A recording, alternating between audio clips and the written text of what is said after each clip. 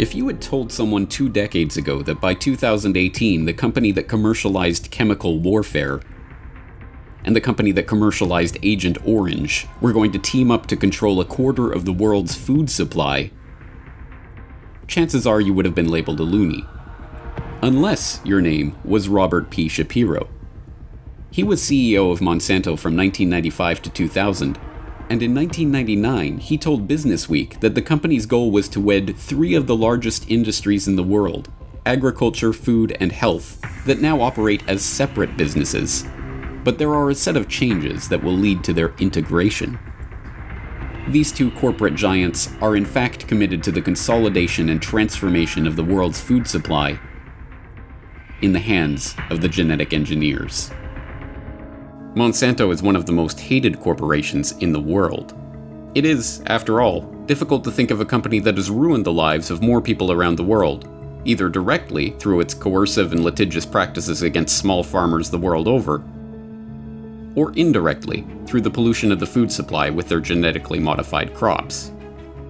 Many are familiar with the company's sordid past, including its role in the development of Agent Orange and its contribution to the epidemic of farmer suicides in India. But in recent years, Monsanto has gained special notoriety for its attempt to push the boundary of patent law in a self-admitted effort to gain a monopoly over the world's food supply. Monsanto has been not just evil, but extraordinarily effective in spreading its evil seed around the world. Ironically, of all the corporations in the world, Bayer is one of the few that could compete with Monsanto for its position as the world's most evil company. Less well remembered is the fact that Bayer was the first company to trademark heroin, which they marketed as a non-addictive alternative to morphine and a cough suppressant.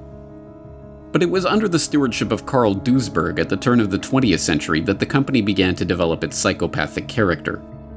Bayer did not just participate in the development and use of poison gas in warfare, they spearheaded it. In all, some 60,000 people died as the result of the chemical warfare perfected by Bayer and urged on by Duisberg, one of the great, largely forgotten atrocities of the First World War. Later, Duisberg wedded Bayer to the IG Farben chemical cartel. Bayer's Duisberg served as the head of its supervisory board. Joining Duisberg on the board was Fritz Termeer, who oversaw the construction of the IG Farben factory at Auschwitz, which ran on slave labor and participated in human experimentation. And in 1956 became chairman of Bayer AG, newly resurrected from the ashes of IG Farben. Decade after decade, the company continues to be involved in scandal after scandal, involving wanton environmental destruction, injury, and even mass murder.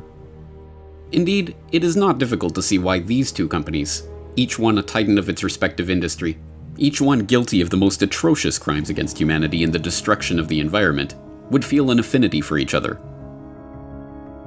But why merge? What does a pharmaceutical giant have to gain from buying out and merging with an agrochemical giant? Especially one that carries as much baggage as Monsanto. Integration of agriculture, food, and health is the goal. And once that goal is reached, the entire life support system of the human population, including all our food and medicine, will be in the hands of a few megacorporations. Indeed, the history of the production of food and pharmaceuticals has always followed the same trajectory, away from natural, abundant, locally produced organic materials and toward artificial, scarce, factory-produced synthetic alternatives.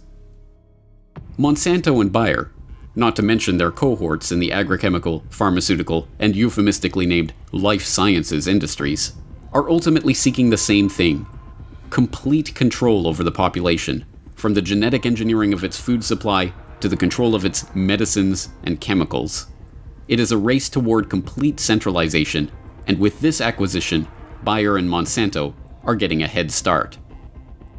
Bayer, one of the pieces of IG Farben's grim and oligarchical legacy, supplier of chemicals for the poison gas attacks of World War I, knowing seller of HIV-contaminated vaccines, mass murderer of bees, seller of tainted GMO crops.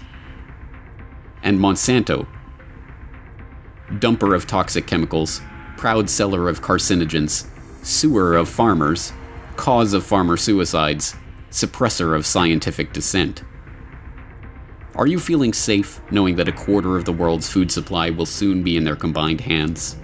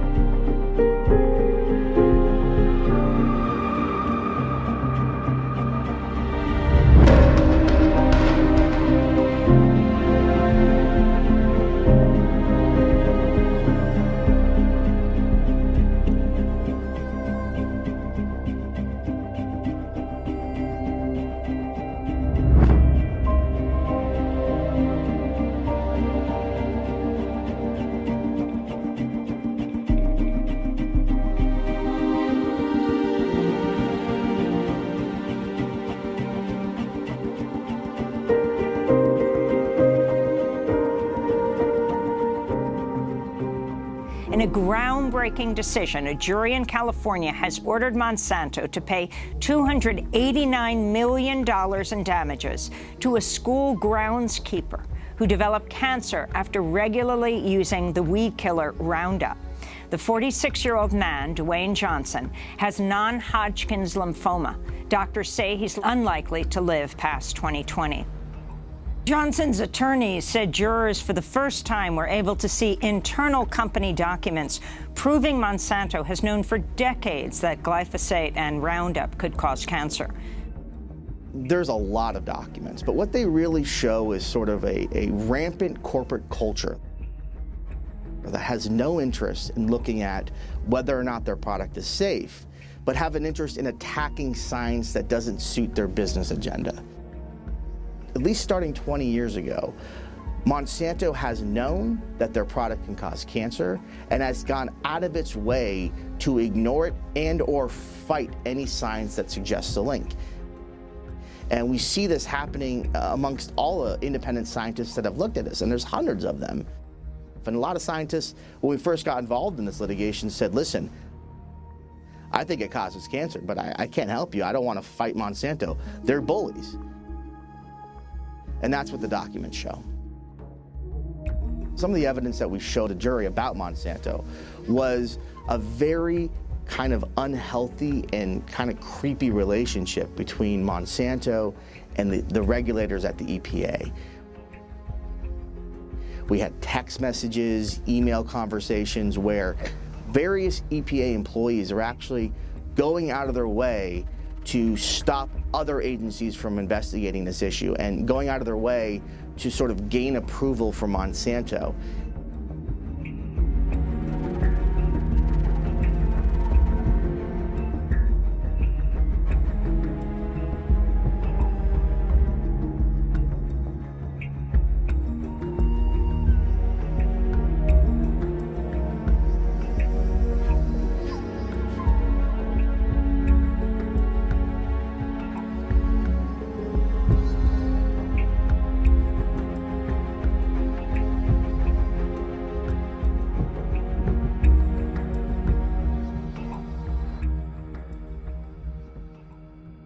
The fact that the biggest company called Monsanto is now merging with Bayer will make this problem of manipulation of knowledge of science more important.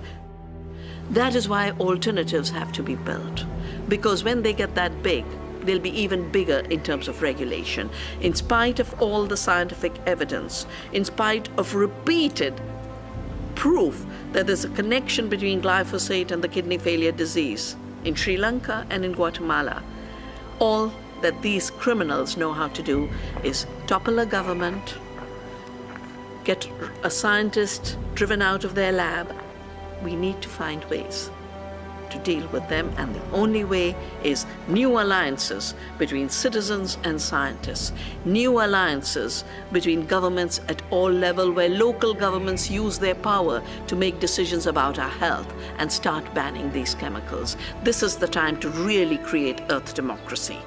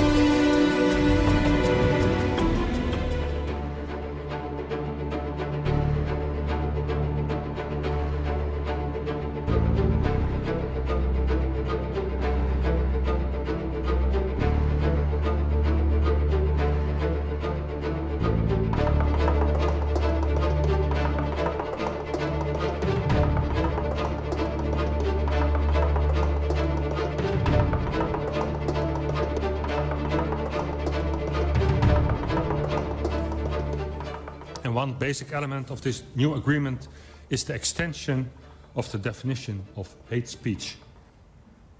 The agreement wants to criminalize migration speech. Criticism of migration will become a criminal offense, and media outlets that give room to criticism of migration can be shut down.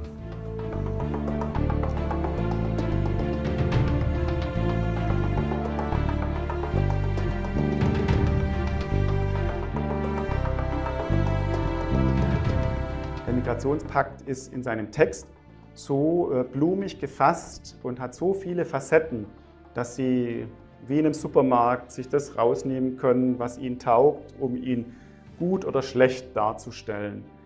Es ist einfach letztendlich eine Wortblase auf vielen, vielen Seiten. Wenn man aber die Essenz herauszieht, bekommt man den Eindruck, dass eben Migration durchaus positiv gesehen wird und dargestellt werden soll auch, und dass Migration als die Lösung für die Probleme in den Herkunftsländern gesehen wird, aber auch als die Chance für die Zielländer von Migration, und dass Medien auch entsprechend instrumentalisiert werden sollen, Gesetze auch geschaffen werden sollen, wenn sie nicht schon existieren, um sicherzustellen, dass eben Migration nicht zu kritisch gesehen wird. Wer Migration kritisch sieht, wird ja gleich als Rassist oder Fremdenhasser bezeichnet. Das heißt, mit irgendwelchen Gesetzen, die das unterbinden, sind wir schnell dabei, um wirklich dann auch die Redefreiheit einzuschränken. Es muss erlaubt sein, über diese Themen zu reden. Und genau das erleben wir heutzutage, dass das in einem vergifteten Klima nicht mehr so leicht möglich ist.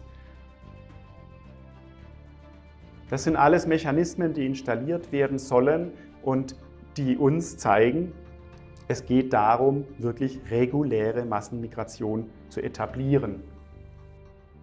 Gibt es denn Ursachen für massenhafte Migration, die ja immer weiter zunimmt, die auch wir mitzuverantworten haben? Wer exportiert denn hauptsächlich die Waffen in den Nahen Osten? Es sind ja rund 90% der Waffen, die dort gekauft werden, die aus dem Westen kommen. Das heißt, wir können uns auch nicht dahinter verstecken und sagen, naja, also wenn wir die Waffen dort nicht hinverkaufen, dann macht es China, Russland. Wir müssen auch auf unsere Arbeitsplätze schauen. Es ist einfach absurd, so zu argumentieren, wenn man weiß, dass die Flüchtlingsanzahl sehr stark korreliert eben mit diesen Waffenlieferungen. Also das muss gestoppt werden seitens des Westens. Und dann muss auch gestoppt werden, dass Migration immer wieder auch in der Geschichte eingesetzt wird, genutzt wird als Waffe. Wir können natürlich schwer nachweisen, ob jemand jetzt in diesem Fall Massenmigration nach Europa als Waffe eingesetzt hat oder nicht. Aber es ist mal eine Ermittlungshypothese, würde ich mal sagen, die durchaus legitim ist. Eine geopolitische Fragestellung wäre dann natürlich cui bono, wer hat ein Interesse daran, dass Massenmigration nach Europa stattfindet. Wer hat zum Beispiel ein Interesse daran, dass der Euro scheitert, kollabiert? Wir haben auch Konkurrenten auf dem internationalen Parkett, wenn es darum geht, eben die Vorherrschaft in der Geopolitik zu erringen. Wir sind auf einem Weg, wo wir, wie gesagt, in eine für mich letztendlich unumkehrbare Situation hineinkommen.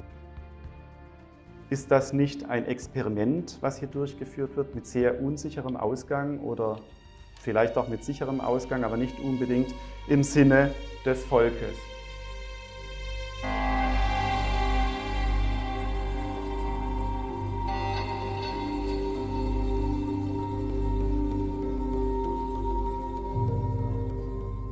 Es geht um eine Studie für die EU aus 2009 zum Thema Umsiedlungspolitik für Migranten. Hier hatte man also schon Jahre vor der ab 2015 heimsuchenden Massenmigration ausgerechnet, wie viele Migranten die einzelnen EU-Länder angeblich noch vertragen. Wir haben es mit den Plänen der Umsiedlung ganzer Völker nach Europa zu tun. Auf Seite 112 dieser Studie für die EU wird berechnet, wie viele zusätzliche Einwohner jedes europäische Land verkraften würde. Wie man auf diese exorbitanten Zahlen gekommen ist, entzieht sich jeder Logik und jedem natürlichen Empfinden. Denn wie jedermann weiß, ist der Lebensraum auf dem Kontinent Europa vergleichsweise rar. Aber das scheint die Mathematikexperten in Brüssel alles wenig zu interessieren. Denn sie sind der Ansicht, dass Deutschland nicht 82,5 Millionen Menschen beherbergen sollte und könnte, sondern dass in diesem Land künftig bis zu 274 Millionen Einwohner leben könnten. So soll Österreich, welches derzeit gut 10 Millionen Einwohner zählt, zusätzlich ca. 65 Millionen Migranten aufnehmen, um dann auf 75 Millionen zu kommen, während man in Frankreich von derzeit von 65 Millionen auf 486 Millionen aufstocken möchte. Insgesamt, so kommt man in diesem Machwerk jedenfalls zum Schluss, sind es ca. 3,8 Milliarden Menschen, mit denen man künftig in Europa rechnen könnte.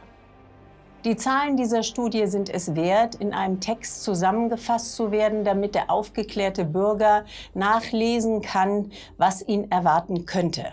Dies ist vor allem im Kontext des globalen Migrationspaktes spannend, der nach Verabschiedung jegliche Kritik an der unbegrenzten Einwanderungspolitik unter Strafe stellen will.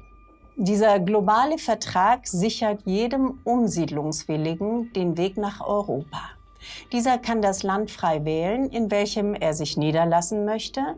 Jeder Staat ist dann verpflichtet, den Einwanderer kostenlos sowohl ins Gesundheitssystem aufzunehmen, als ihm auch eine wirtschaftliche Existenzsicherung zu gewährleisten. Es steht fest, dass man bald schon derartige Informationen wie diese hier nicht mehr wird verbreiten dürfen, da dies dann unter die Kategorie des Rassismus eingeordnet und geahndet werden könnte.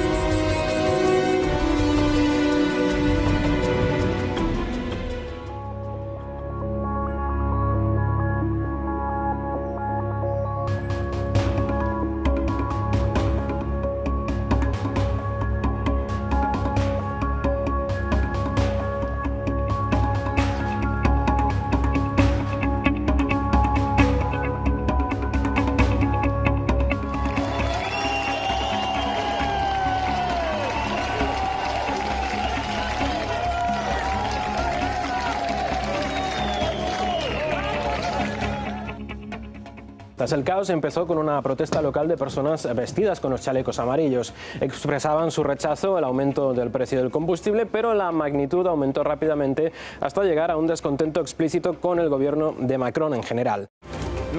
Si no hubiera sido la gasolina, entonces otra cosa. En algún momento todo se mezcló y se produjo esta explosión. Siempre estaremos aquí, aunque eso signifique perder nuestra empresa o perderlo todo. Estaremos aquí hasta el final. Los medios y los políticos ya han comparado la situación con los procesos históricos en Francia y han visto algunas similitudes con la Revolución de 1789. Otros también se refirieron al levantamiento de estudiantes de 1968 que llevó a la dimisión de Charles de Gaulle. El presidente Macron venía sufriendo una baja de popularidad importante. El asunto de la subida de las tasas de la gasolina en realidad ha sido la gota que ha colmado el vaso, pero es que hay otros problemas fundamentales en la sociedad francesa. Es un problema de infraestructuras, es un problema de cierre de escuelas, es un problema de falta de hospitales. Es una situación que incluso puede ser contagiosa a otros países de Europa.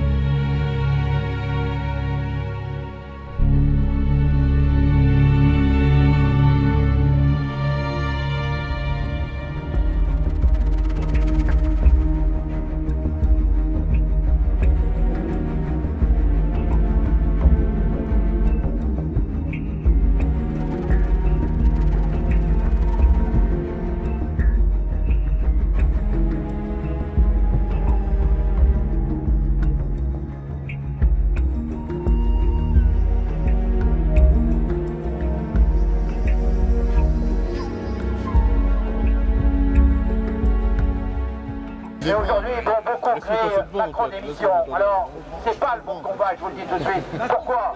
Parce que si Macron s'en va, il y en aura un autre derrière. Et ce sera pareil. C'était la même chose avec Sarko, c'est la même chose avec Chirac. Donc aujourd'hui, ce qui est important, ça n'est pas de mettre Macron dehors. Oh, bien sûr, ce serait une satisfaction d'amour-propre. Mais à quoi ça servirait? Dans les quelques mois qui suivent, un autre serait élu.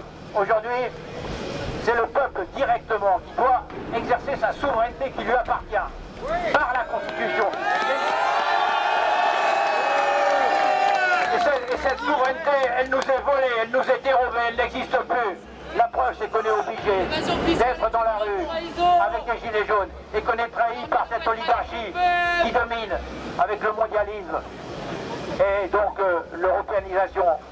Or aujourd'hui, pour retrouver notre souveraineté, on doit récupérer vraiment un référendum d'initiative populaire et on va se battre pour l'obtenir. C'est le peuple souverain qui doit pouvoir décider de son destin et pas des politiques véreux qu'on a mis au pouvoir, qui ne nous représentent pas, qui se moquent de nous une fois qu'on les a élus.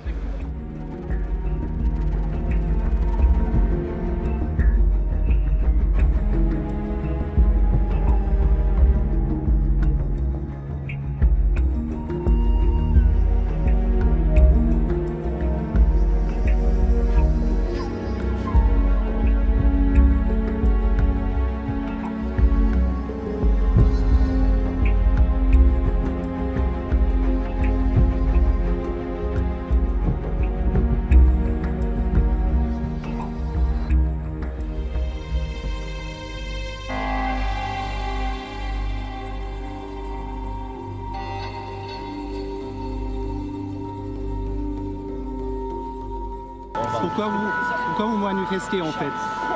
On manifeste parce qu'on n'arrive plus à s'en sortir en France. On travaille, au milieu du mois on n'a plus rien parce que tout est taxé et que chaque année les taxes, il y en a des nouvelles et les anciennes augmentent et on est à bout de nerfs, on peut plus finir nos mois, on peut plus payer la cantine des enfants, on sort plus, on vit plus. Et on a un ras-le-bol, on demande une diminution des taxes. On a lu en Allemagne des articles qui essaient d'un peu stigmatiser les mouvements comme populistes droite. Qu'est-ce que vous pensez de ça? Pas du tout. Non, ça n'a rien à voir, ça n'a rien à voir. Pas du tout. On a des gens de tous les bords politiques. On a rencontré beaucoup de monde. C'est le gouvernement qui manipule les masses pour ça. On a vraiment rencontré des gens de droite, de gauche, apolitiques. On a rencontré de tout le monde et on est tous ensemble. Il n'y a pas de bord politique ici. On est tous ensemble. On est des citoyens et on se bat pour nos droits. Et comment vous pensez sur la violence qui se produit juste là? La violence, elle est de l'autre côté. La violence, elle est de l'autre côté et elle ne fait pas partie des gilets jaunes. Quelle est notre solution? On a essayé pacifiquement, ils ne comprennent pas, ils n'écoutent pas. Donc la tension elle monte, la colère elle monte et arrive un moment où forcément ça pète et ça va aller de pire en pire, ça va être crescendo, la violence va être de pire en pire, la semaine prochaine ça va recommencer, ça va être pire. C'était ma dernière question, comment vous pensez que ça va continuer cette histoire? Ça va continuer jusqu'à ce qu'on soit entendu et compris. Jusqu'à ce que le gouvernement cède du terrain déjà pour commencer et après on pourra discuter. Si le gouvernement veut parler avec nous, il faut qu'il fasse un geste concret, réel et qui aille dans notre sens. Et après on ouvre un dialogue. C'est ce qu'on s'est dit, tout le monde se dit ça, donc voilà, qui nous écoute et ça s'arrêtera.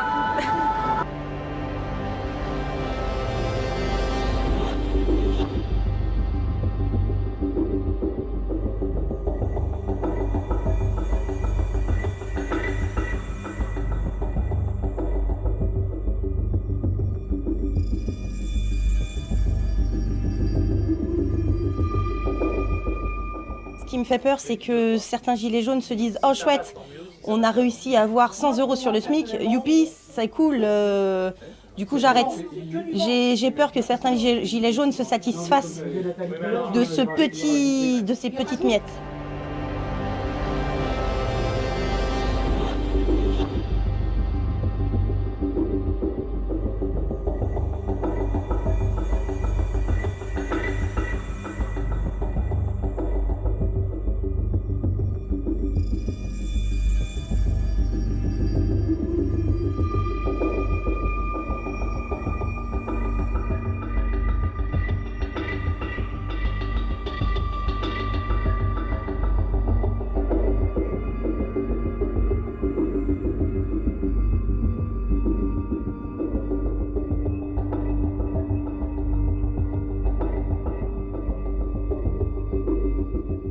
Le mouvement des Gilets jaunes restera-t-il dans l'histoire ? Une mobilisation citoyenne qui ravive le souvenir d'autres épisodes de révolte. Ça me rappelle un mai 68. J'avais 16 ans, j'étais à l'école et c'est comme ça que ça a commencé. Si on continue comme ça, on va au drame, à une nouvelle révolution. 1789, le peuple de Paris est excédé par la vie chère. Il se révolte contre les élites et prend la Bastille le 14 juillet.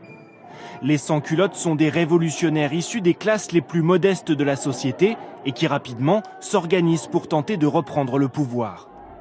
Pour cet historien, il y a des similitudes avec les Gilets jaunes.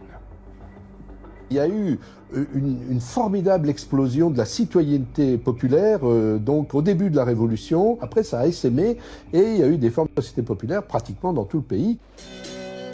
2 siècles plus tard, mai 68, des milliers d'étudiants et d'ouvriers sont dans la rue. C'est l'affrontement.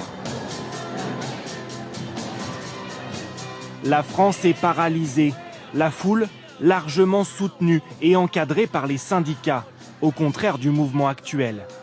Ni les manifestants, ni les revendications ne sont les mêmes.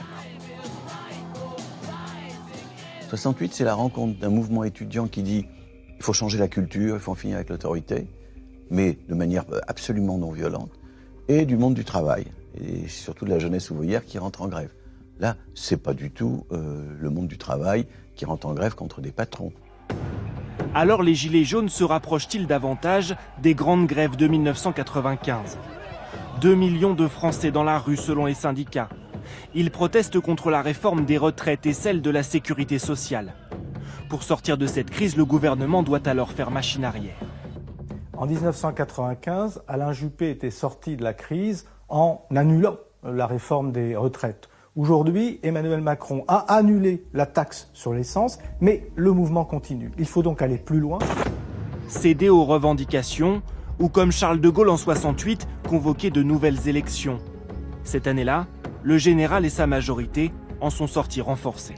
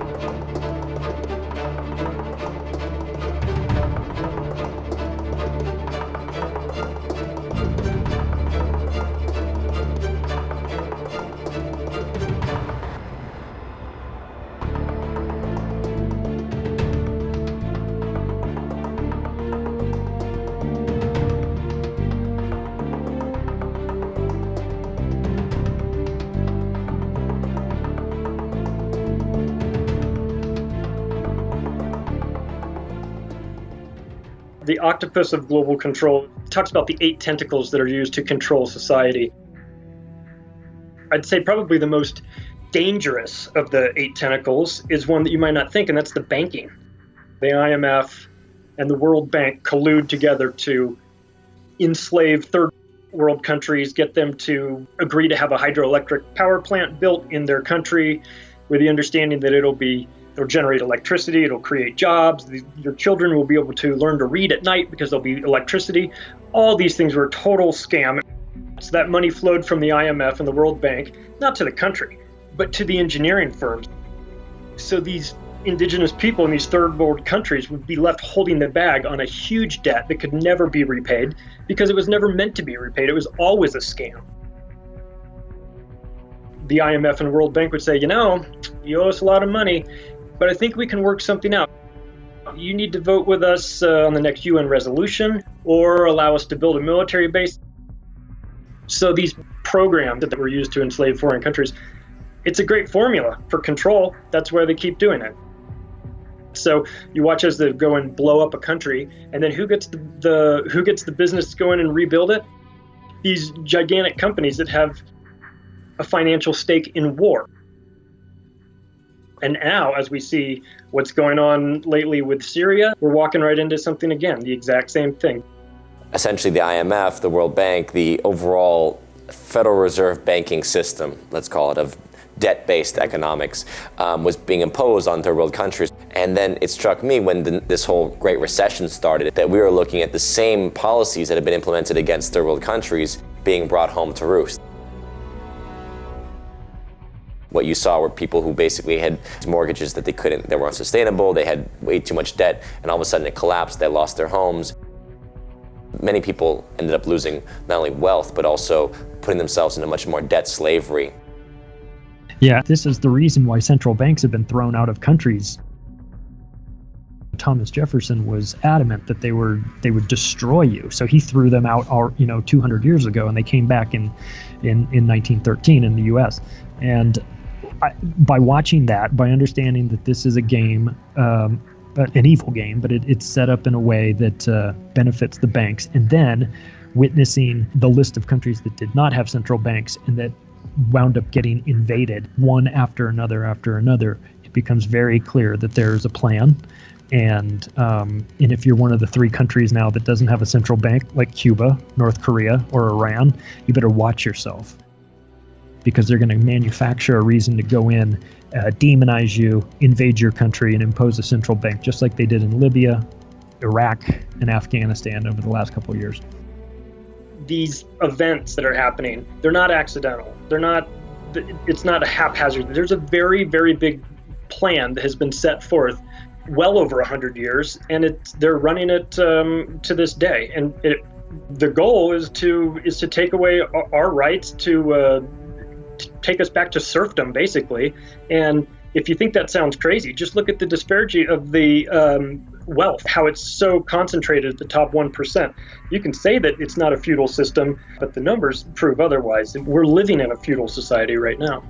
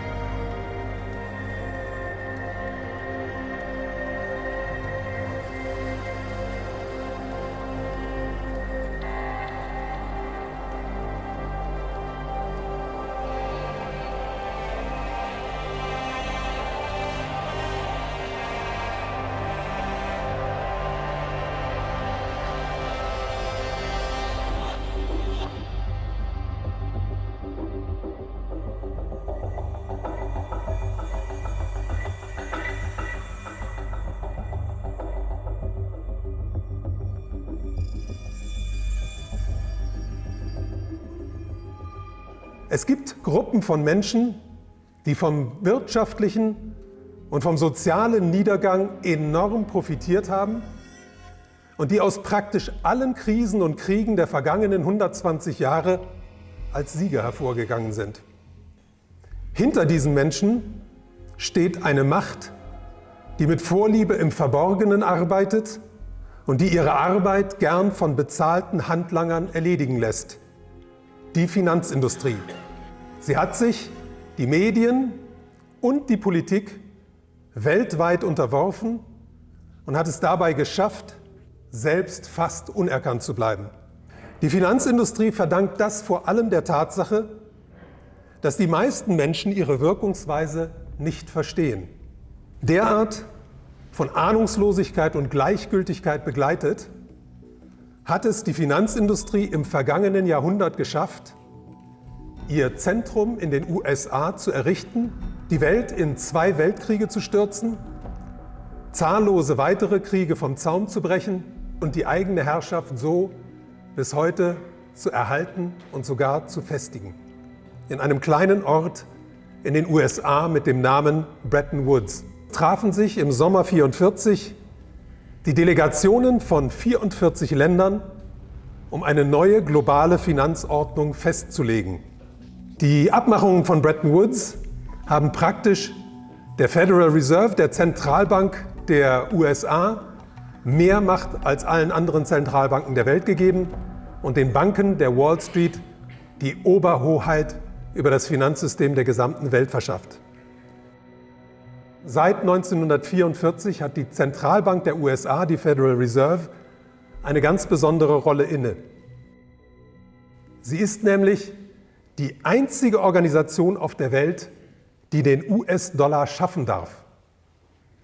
Tatsächlich aber ist die Fed bis heute ein privates Bankenkartell, das sich seit seiner Gründung unter Mithilfe der US-Politik das Monopol der Geldschöpfung angeeignet hat und damit, was die Macht geht, über die US-Regierung erhoben hat.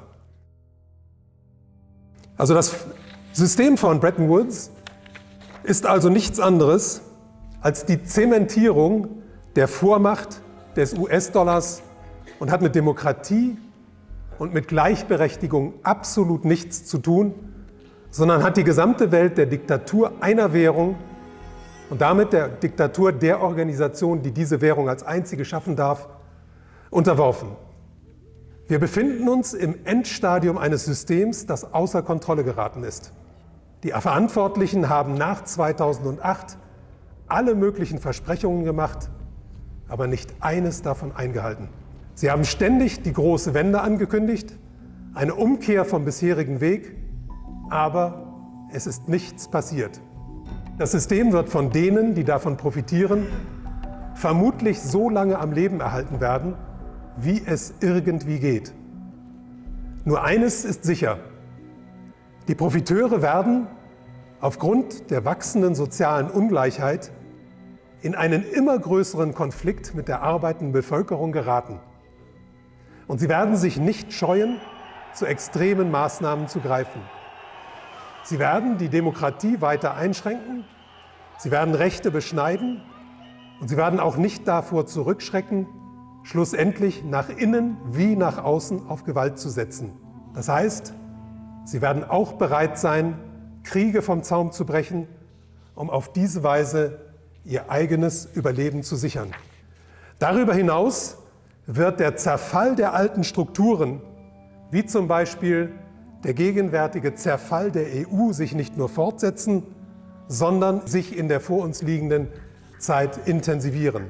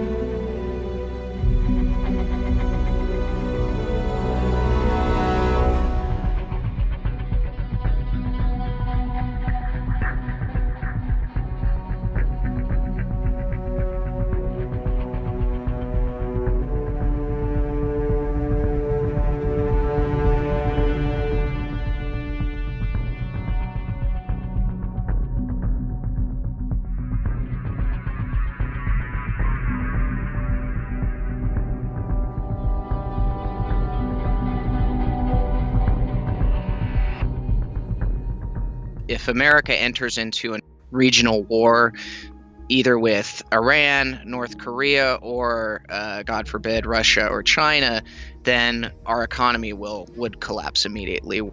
Our economy cannot handle that amount of debt expenditures at this time. I think under this particular president, what's happening is that the globalists see an opportunity to collapse the economy in a more controlled way. I call it a controlled demolition of the American economy. And then blame it on conservatives in general, on conservative ideals and ideology. Once the crisis evolves and people are suffering, they are going to find a scapegoat. And they're going to point the masses at that scapegoat. And that scapegoat will be nationalists, populists, liberty advocates, individualists, anyone who is a sort of primary threat to globalism. They're going to try to turn the tables and shift their crimes around to us. This would be a classic strategy within fourth generation warfare. I do believe that gold and silver will increase in value exponentially after a crisis ensues in the markets, because I see both China and Russia stockpiling gold like crazy. They've expanded their gold holdings by a massive amount just in the past 2 years. I believe they know something that we don't, and that is that the US dollar system is about to take a nosedive. That the US dollar is about to lose its world reserve status, and that in that process, markets will crash and that gold and silver will skyrocket. My hope lay in rebuilding the system. I don't have any hope that the collapse will not happen or that there will not be a major economic decline. I believe, according to the fundamentals and the math, it's going to happen, and it's going to happen under Trump's watch. My hope lay in rebuilding from the ashes, and whoever gets to rebuild determines the future. Either it's going to be the globalists or it's going to be us, and we have to make sure that it's us. You know, I'm here to say that the evidence suggests that we will be the ones having to fight that fight when it really comes down to it. We're the barrier between the globalists and total world control or their new world order.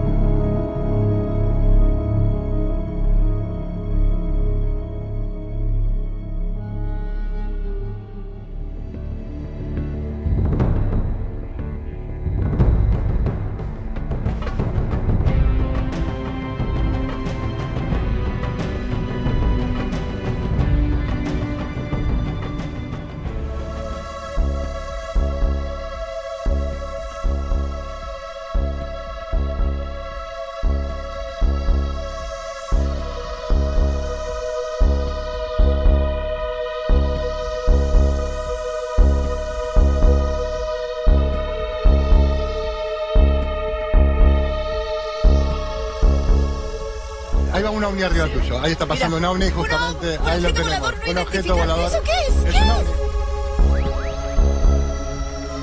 Porque no es un avión. Sí, pero ahí va girando. ¿Ves cómo va girando? rápido. Claro, va girando así.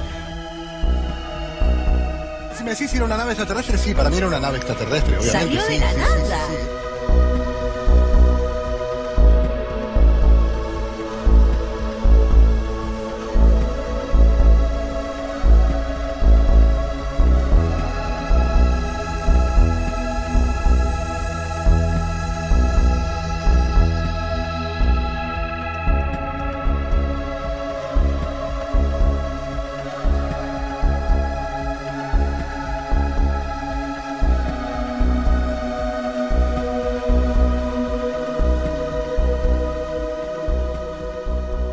Por medio del sistema infrarrojo, logró captar cómo una formación de objetos se desplazaba por el cielo rápidamente.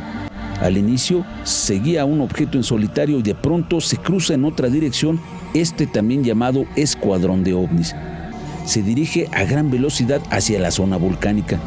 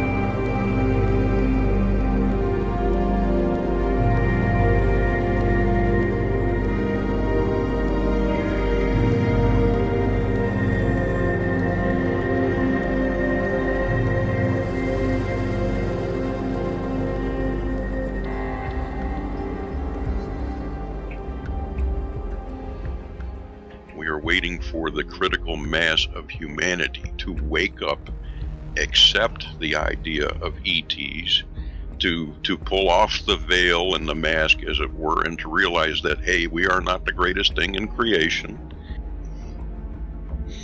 There are other brothers and sisters out there, and we need to take our rightful place.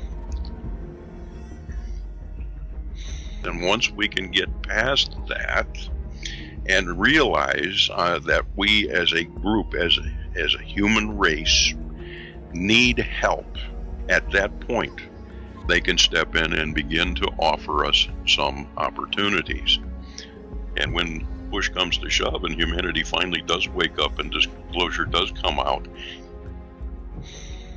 it's not going to be just about ETs or that type of thing. It's literally going to blow the lid off, and the world will change overnight, where we will have free energy, we'll have unbelievable biotechnology. We're going to have no more people are going to starve. There's not going to be any water problems. There's not going to be unbelievable diseases. Cancer will be eradicated. We will not need gas, oil, nuclear, that type of stuff any longer. The world will change substantially. And it's going to be difficult for some people to accept.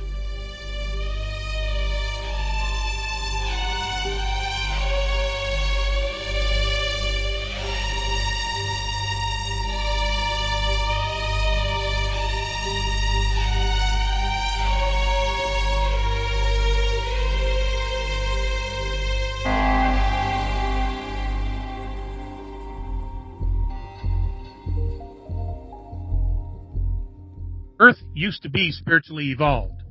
During Lemuria, the beginning of Atlantis, the consciousness of the planet was very, very high. It was then corrupted, and significantly through steps of creating religions, creating wars, creating different languages to separate humanity for the last, 100-something thousand years. The frequency of the consciousness of the beings on the surface, in the planet, and planet itself have been significantly lowered. It was an intentional tack to do that. The objective from these rogue groups that are controlling the planet was to lower everybody's frequency. That was the plan, and that's why we have these issues today. And now they're trying to stir up all this fear, which would even lower our frequency more. And then the ego takes over. Many people are operating strictly on ego and not spiritual higher self. Many of us here have other extraterrestrial DNA in us that gives benevolent races the right to intervene because they spiritually and genetically are connected to Earth. So they have a right to do that. Now, if they were to eliminate all of these genetic seeds, this would eliminate the ability for other races to intervene. They want to keep our spiritual vibration so low by creating fear and saying, look, there's just too many of you.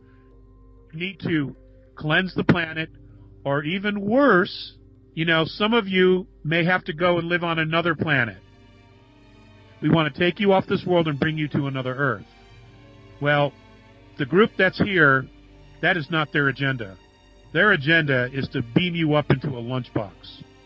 I mean, you have the Pope, you have the Queen of England, and others saying, these are the end times. Who's it the end times for? It's the end times for the bad guys. They need our frequency, they need our focus to create this scenario. And if we just tell them, go to hell, we're not doing that. We're going in this direction to create light, to create peace, to create harmony, to create compassion, to create abundance, because it's all about frequency. We hear about the energy that's hitting the planet and changing the human frequency, and it's a high energy, and that some people can adapt to it and other people won't adapt to it, depending on your own vibration and your energy. It's also having an effect on our DNA. There's absolute scientific proof that some children and some adults now have third strands of DNA, and it's changing dramatically. And, we used to live longer lives. One portion of our DNA that was turned off by the Anunnaki was the fact that our bodies used to be able to create vitamin C on their own. When they turned that off, it dramatically changed our life cycles. And they did it on purpose, because then we were easily controlled. And for a while there, we were becoming equal to them, because we're very astute, we're excellent learners, and we are extremely creative and very, very adaptable because of all the DNA we have in us from different races. We serve a purpose, and whatever that purpose is, it is necessary enough that many benevolent races have left their star systems, and they are here helping us mitigate these regressives and then eventually unshackle from them and learn to stand in our own light. There is a significant amount of very evolved spiritual beings here who have chosen to come in and help humanity. They realize that not only are we being used and manipulated, but we have been so suppressed that we can't even struggle to remember who we are spiritually. And they're like, whoa, this is so not right. They're interested in trying to save anyone who wants to be free. Their goal is to free humanity. Now, whether people choose that themselves or not, that's entirely up to the individual. They're not looking to save a percentage. They're looking to save all of humanity, or as much of humanity that they can, barring infringing on anyone's free will.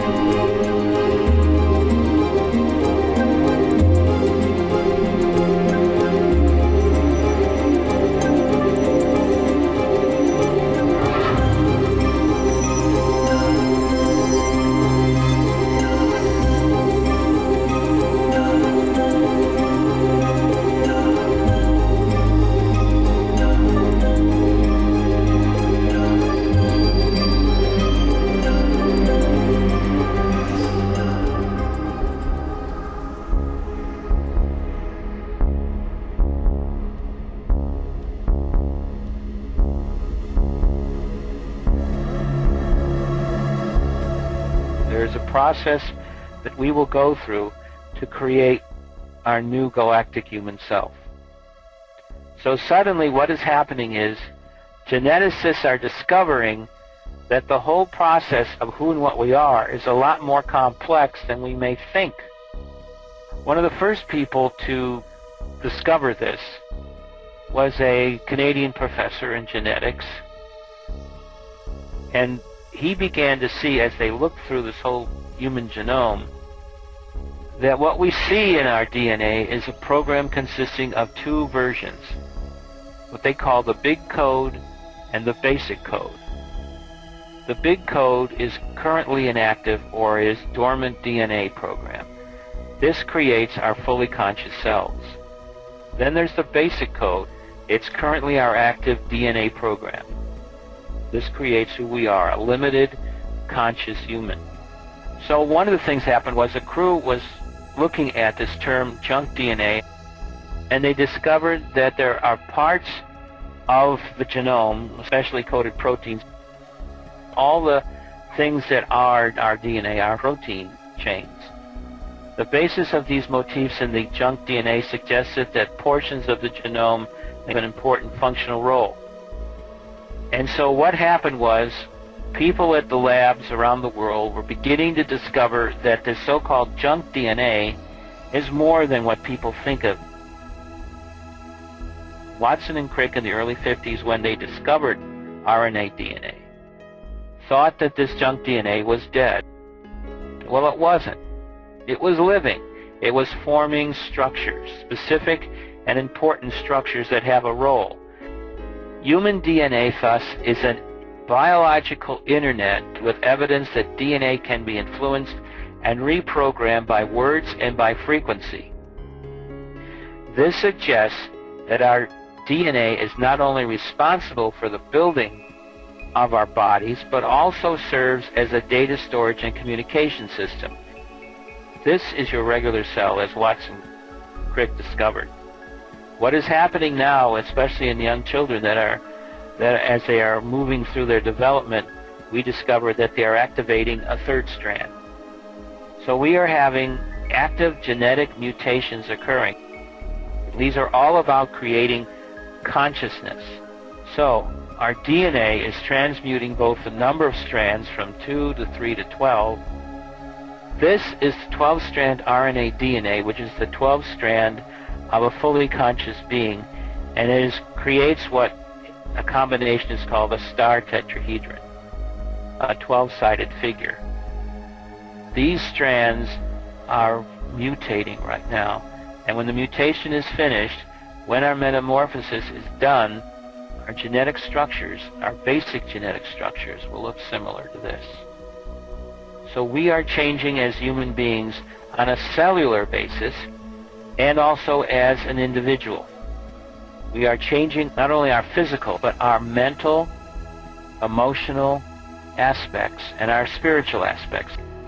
So as this all happens, you're noticing shifts in your chakras, you're noticing shifts in your aura. Things are changing. The heart is becoming stronger. It is becoming the true center.